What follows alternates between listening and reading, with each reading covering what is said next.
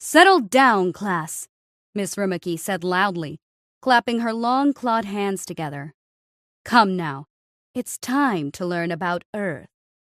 Her students all groaned at the prospect of another planetary lesson, and she pursed her bright yellow lips together.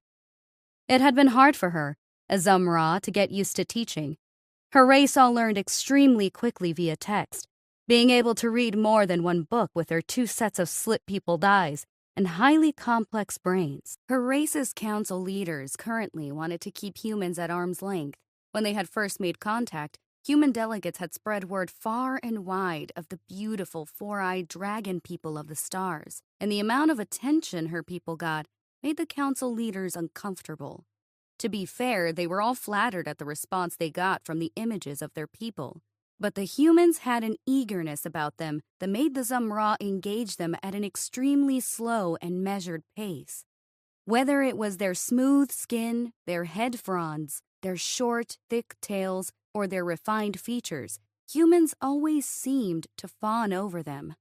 It was reasoned that at one point humans may have had their own dragon-like creatures on Earth that died from an unknown illness, and the Zumra had spent years researching the draconic images found all over the blue and green marble of a world. This led many of their scholars to surmise that humans suffered from an infatuation with dragon-like entities and found themselves falling into the uncomfortable crosshairs of humanity. At the current point in time, Miss Rimiki wished the other people of the stars before her held the same sense of respect and found that the mixed classroom held little care for her teachings. It also may have been their age. She hated teaching adults. Isn't Earth's history just made up? A young blue Yorple mused, balancing a digital stylus on her nose lazily. I heard they all just live in giant gyms and are all born in vats. A bright pink Opticon rolled his eyes. If they were born in vats, they wouldn't have navels. This is not about how humans are made. This is about their world, Miss Rimiki stated, frowning prettily and wrinkling her wide nose in annoyance. We will be going over human cultures and biology later during our studies on the cultures of the Cindereau Confederation. There was another collective groan, and Miss Rimiki placed her hands on her round hips. Really now, this is supposed to prime you all for your future professions. How are you going to know what to expect when visiting other planets? I'm sure you've all heard of the folly that came before the Opticon's visit to Earth. Miss Rimiki growled out, now crossing her arms. All of the Opticon in the classroom grimaced, remembering all too well the splash they made by their first pilots burying their craft into the dirt of Earth. The same young Yorple balancing her stylus snatched it off her nose when another of her fellows spoke up, a male Yorple with fur like firelight. That's not even going to change anything, though. They may be working out their muscles on that stupid orbital platform, but their hearts still grew too weak from their lack of gravity, or even use thereof. If the Opticons even run too much, they can risk heart failure. May as well put them in pressure suits as they frolic around the flowers, the blue female Yorple said, grinning at the male fangedly. Before Miss Rimiki could make them be quiet, multiple Opticon came up onto their feet in outrage, despite the sudden exertion making them break out into a sweat. We do not need suits to be on Earth, the pink male Opticon called out, slamming his clawed hand as hard as he dared onto the table they all shared per row. We can earn our way through strength like the rest of you. A yellow female Opticon rounded on the blue female Yorple. All of us have been working out, entire base converted into gravity chambers, so we can toughen ourselves. Took you long enough. All you did was hide and mine asteroids the entire war, the blue female Yorple growled out, leaning back in her seat smugly. Miss Rimiki slammed her thick hands against her own table, rattling her data slates and causing her mantle of jewelry to rattle against her shoulders. That is enough! Sit down now! I will not have this decisive talk in my classroom! All of the Yorple and Opticon saw how Miss Rimiki's head fronds were expanding out, vibrating with her rage, and they all either leaned forward in their seats or sat back down. Zumra may have been a bookish race, but they still had the ability to attack the mind should they get riled up enough. Miss Rimiki cleared her throat, smoothing down the front of her teaching robes and resettling her mantle of duty. Right. The Carlake, Poit, and Jin within the room looked at each other with awkward side glances, the Jin being the most confused. They were new to the Cinderal Confederation, the four-armed, triangular-headed race, having been nearly destroyed completely during the war against the Dermir. Like the others, they were seeking to pay back the humans for just barely keeping their culture alive, and numbered only in the low millions from the billions they were at their peak. One of the braver ones held up his hand, his eyes barely visible underneath the curved masks they all wore, as they did not show their face to anyone but their future or current spouse. So, Earth? Yes, Earth, Miss Rummicky said, turning and tapping the data screen so it came back to life. Earth is what many classify as a death world. Is that because of how boring it is? The blue female Yorple spoke up again, and the males around her rolled their eyes this time. Miss Rummicky spun around, her head fronds out and deployed, and she fixed the Yorple with a steely glare. Miss Mirac! Mirac clapped her hands to her head, her body suddenly filled with immeasurable dread. Wait! Mirac began to wail, her fingers digging into the fur of her head as Miss Rummicky focused her will on the insolent Yorple. Be quiet, Miss Mirac, Miss Rummicky said firmly over the cries of the Yorple, her draconic fronds quavering. Mirac was writhing on the ground now as she cried out, Okay, I'm sorry, stop! Stop it! Miss Rummicky's fronds began to slowly stop quavering and deflated, laying down neatly against her head and neck as she looked around the room. Anyone else wishing to disrupt my class? Many heads shook back and forth, the Jinn wondering to themselves just what the hell they got themselves into. Miss Rummicky cleared her throat, smoothing down her robes again as she gestured toward the screen. As I stated, many classify Earth as a death world due to its abnormally high gravity, inhabitants, and their culture. Humans, as we all know, are an extremely militant race when compared to the rest of us, and hone their skills for war by battling amongst themselves for thousands of years, though some speculate longer. Their gravity has allowed them to grow extremely thick-muscled, and in thus their strength is also quite high. Those of the Confederation who are currently training with the humans have made note that they tire far quicker and cannot last as long in combat trials in comparison to the humans. Humans currently training on other worlds in agreement with the military exchange program have made a mockery of them, dominating the training with ease, Miss Rummicky said, tapping her fingers together and making the data screen flick through multiple pictures of humans throwing Yorple like sacks of grain through the air, or bending Zumra nearly in half during melee combat trials. While clever, they lack the focused intelligence that the rest of us possess, but that is not to mistake humans as stupid. They are highly dangerous predatory beings that can think extremely quickly and make calculations on the move that even the Opticans struggle with. They merely lag behind in raw intelligence, but there is a notion that they may not lag for long. A juniper-colored Yorple raised his hand, and Miss Rummicky pointed to him. Then why haven't humans taken over the Confederation then? If they're so powerful, then why not do what the Deermere tried?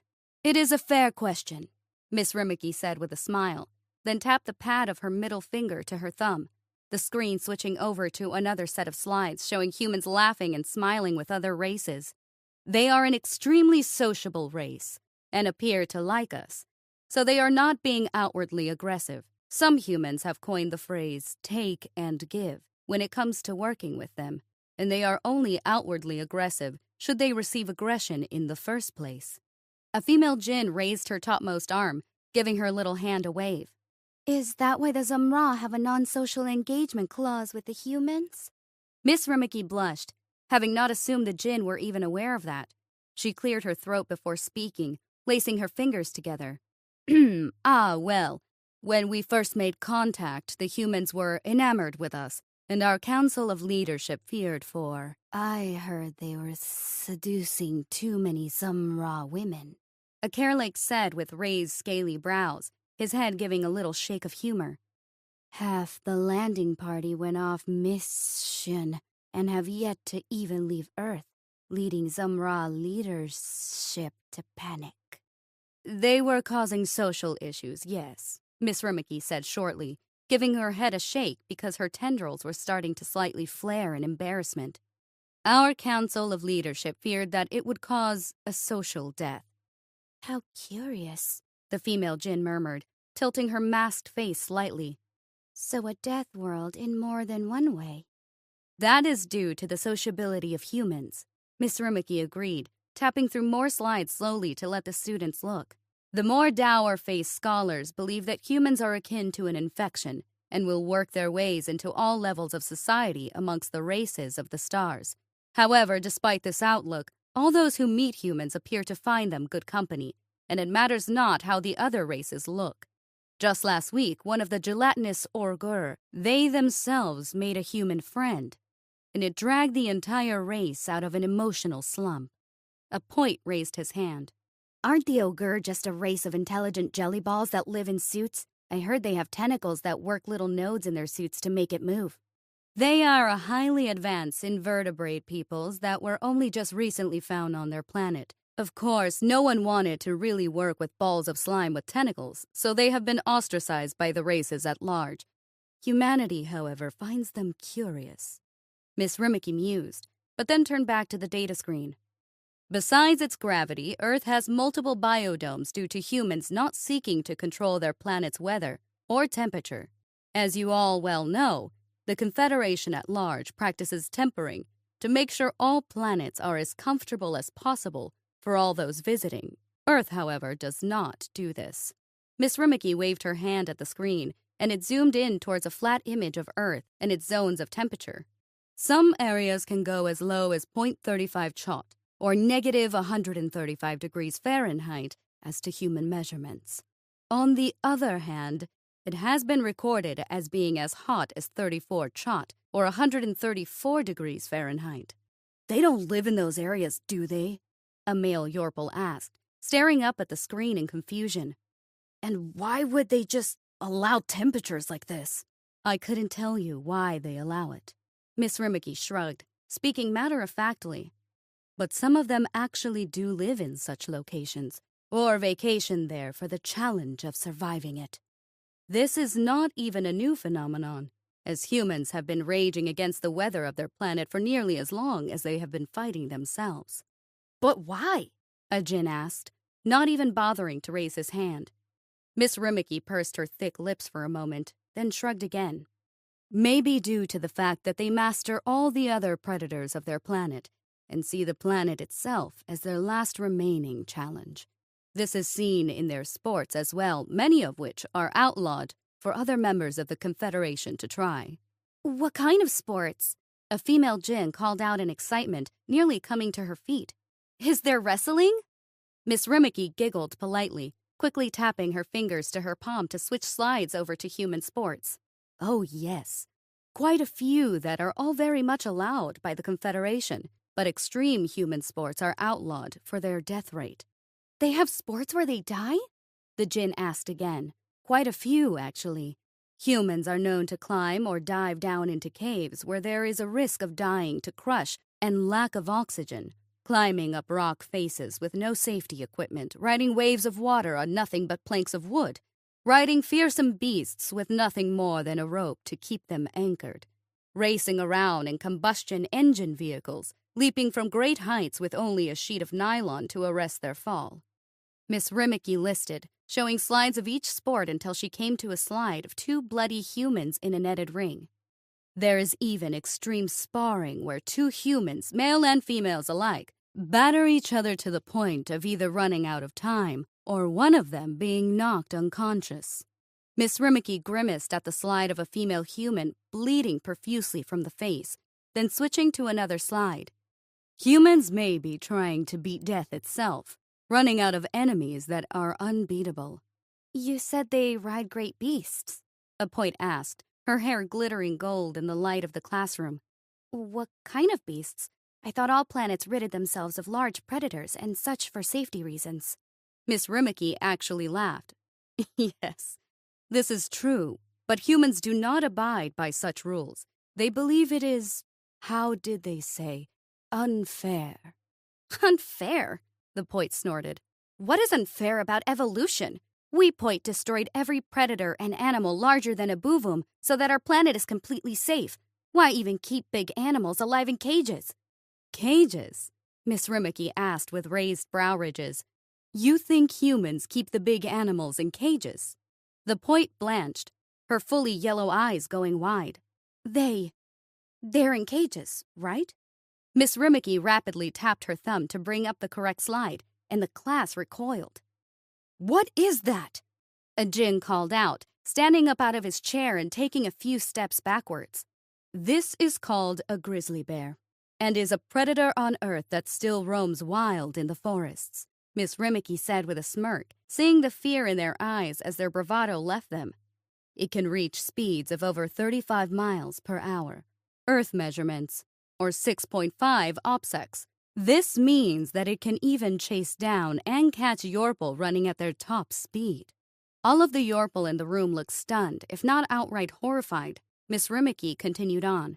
They have a bite strength that can cleave straight through human bones, and we all know how tough those are. This animal is called a lion, and it can run up to 37 miles per hour in short bursts during ambushes, and has the same bite strength as the grizzly bear. Then there are cheetahs, a land predator that can get up to 80 miles per hour in speed, and has a bite force under that of the lion, and it does not stop there. Miss Rimmicky kept clicking through the major land predators of Earth, then to the ones that lurk under the water as well. Killer whales, sharks, and barracuda in the sea, wolves, hippos, and tigers on land, all roaming in the open, with no cages or gates. This is not accounting for the kinds of animals humans keep as pets, and they are known to keep both canine and feline predators as such. Why do they even leave these things alive? They're monsters! A shaking male Yorple cried out, his tawny yellow fur shaking. What is the point?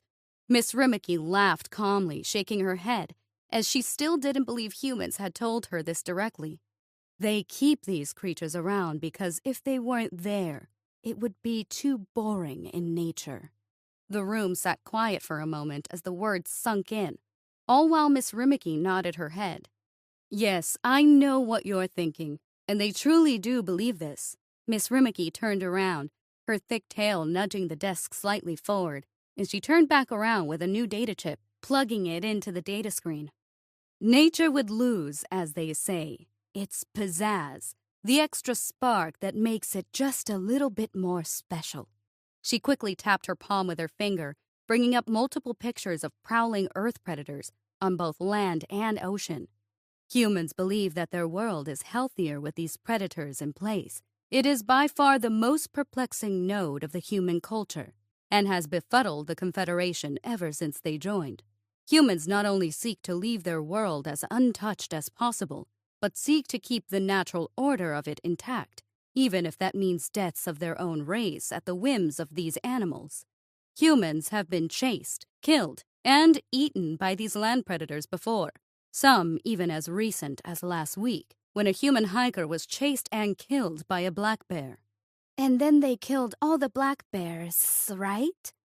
A female Carlaken asked, holding her hands out, palms up. If the animals killed a human and proved themselves a threat, then they were removed, yes? Miss Rimmicky nodded. Oh, yes, they found the bear and killed it, but only that one bear. That doesn't make any sense, the Carlaken murmured, tapping at her chin. What is the point of just sacrificing yourself to these animals? Miss Rimmicky exhaled as she thought, tapping at the data screen with a claw. I think they are as much a part of their planet as everything else, and I am one of the few who believe that humans do gain power from their planet. Those who think the same as I do have come to a conclusion that humans need to keep their planet in as much of its natural state as possible in order to keep being as strong as they are. With danger still lurking around every bush and shrub of grass, they don't fall complacent. With toothsome predators lurking beneath the waves, they don't assume they are safe even when standing in a stream. If a human falls prey to the predators of old, they are seen as weak, and the planet itself has filtered them out. While the weather and gravity are bad and worthy of having Earth labeled a death planet, it is the presence of these land predators that truly makes the warning label stick. Miss Rimmicky pointed to a few of the Yorple sitting near the front of her classroom. You Yorpal have eradicated all of your ancient predators, and new alike. And this will stick with you. You will believe you are safe and sound on Earth, and won't notice the wolves creeping up on you. Wolves? A Yorpal asked, and Miss Rimmicky tapped her pinky finger to the broad hand muscle of her thumb, pulling up an article of the Confederation newsletter. Wolves. 3 Yorpal were found dead by a wolf attack, having gone out camping without a guide. 3 engineers were found mauled to death inside their tent and partially eaten, Miss Rimmicky said sternly, pointing a hand at the crime scene photos showing the dismembered victims.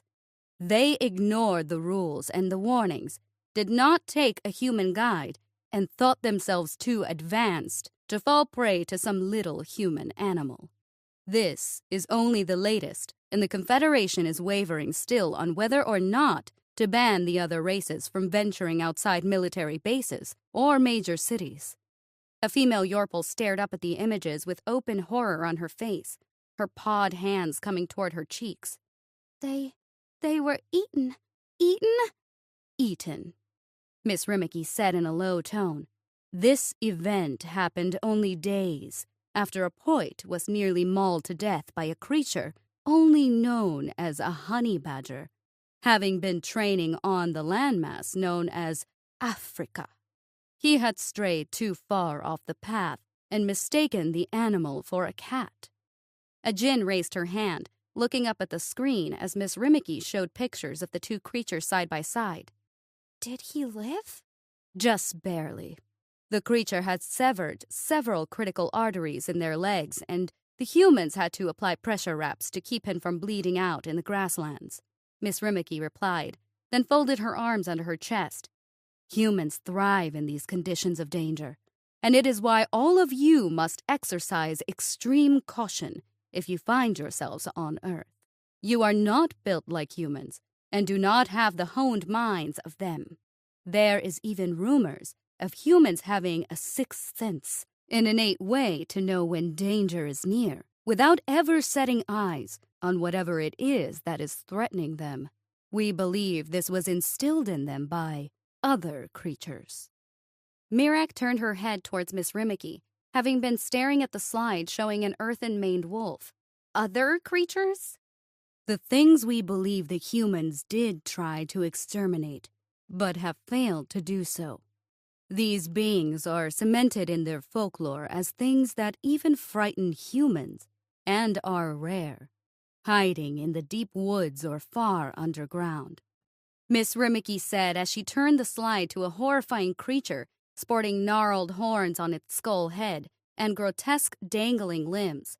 These are creatures known as skinwalkers, a horrifying biological monstrosity that, while first thought to be made up, have been confirmed by leading Yorpal and Poit biologists. Traces of these beings have been found in a mountain range known as the Appalachians, and stories of them lead us to believe they were the first true apex predator that the humans had to tackle. There were others, but this is one of the few still alive on the planet, and we are still looking for others. Miss Rimmicky then chuckled, rubbing at her temple. Then there is the issue of humans wanting to bring back some of their old land predators with the help of the Yorpal. Breakthroughs with bringing some of the more mundane animals back to life, such as the Irish elk and Pooli, incensed the humans. There is now news that the Tasmanian tiger now roams the world again, and the humans are setting their sights on old. Oh no! An Opticon gasped out, clasping his talons to his face. They've been dreaming of this! I've seen the old recordings, Miss Rimmicky held up a hand and cut the Opticon off. Humans are banned from bringing back the giant lizards. It's already been addressed. Believe me when I say that nearly every citizen of the Confederation has seen what used to live on Earth via their historical recordings, and no one is keen to see them back on that planet, or anywhere else for that matter. The room murmured their thankfulness that the humans were being curtailed to that degree at least, but also had a curious wondering about just what else lived on that planet so long ago. As it stands, Miss Rimmicky said loudly to make them all pay attention to her again. Earth is the most dangerous planet known to the Confederation, just behind the Dearmere home planet, which, as we all know, is a shattered hunk of rock thanks to the humans. While you are allowed to go to Earth, you must do so under the careful watch of the humans. This is to ensure that no one else falls prey to the predators that roam the world freely. And yes, while it is extremely counterintuitive to keep such predators alive, it is part and parcel of human culture and their way of life to be predators that allow other predators to live. It should also be known that this is just how humans are. They are the top predator and take power from letting others live by their own choice. Grizzly bears do not stay living because they are scary to the humans. Humans allow them to live because they hold the power to delete them from existence overnight. From powerful predators, such as humans, comes the need to dominate, and this is the fourth reason why Earth is considered a death world. Humans themselves are considered a danger that must be met with keen intelligence in order to not fall prey to them. And this is thankfully still on a microscale. When interacting with humans, remember that this is a race that allows other, larger, deadly predators to exist, so they too may stay strong and keep their planet healthy. It is only their good-natured attitude and culture of friendship bonding that keeps them from becoming the next great enemy to the Confederation, but their natural reality must always be kept in the forefront of your minds. Miss Rimmickey's desk dinged with a small chime, and she nodded. That is all the time we have for today. You are all dismissed. When the classroom was empty, Miss Rimmicky turned off the lights and data screens and made her way down the long hallways of the secondary space station that orbited Earth. This one was far larger, newer, and seen as a transit hub and training station, the other slightly older station mostly populated by the Opticant for their own training. Gravity was at Earth levels here, except for the transit columns that had rails of hoops to grab onto, shuffling people along in their zero gravity to the station level they sought. Due to the length of the station, elevators were seen as too cumbersome, and this method was used instead. Miss Rimmicky took a loop, and it dragged her through zero gravity towards the living quarters, and she got off at her level. The gravity eased back into Earth gravity as she walked past the bulkhead, making her way towards her hab unit. She placed her hand onto the reader, and the door unlocked with a sharp click. Miss Rimmicky stepped inside, grinning widely as the human inside turned around, wiping his hands on a dish towel. "Well, there's my little space dragon. I got dinner ready, so come, sit down. And what all were you teaching today?" the man said, rolling his shoulder as he threw the towel into the sink. Miss Rimmickey's grin widened as she closed the door behind her, stepping into the kitchen with graceful sways of her hips.